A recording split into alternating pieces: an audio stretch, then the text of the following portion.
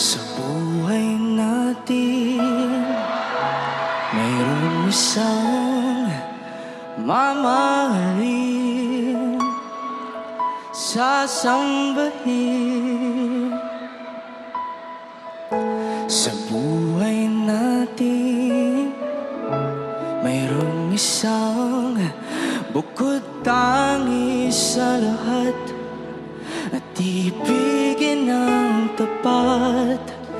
Ngunit sa di inaasang pagkakataon, para bang ika'y nilalaro ng panahon, may ibang makikilala sa unang pagkikita.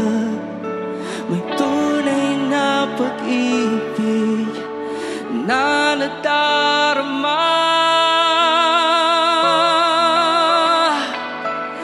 Bakit ba hindi ka nakilala na ako'y malaya pa, at hindi ngayon ang puso ko may kapiling na?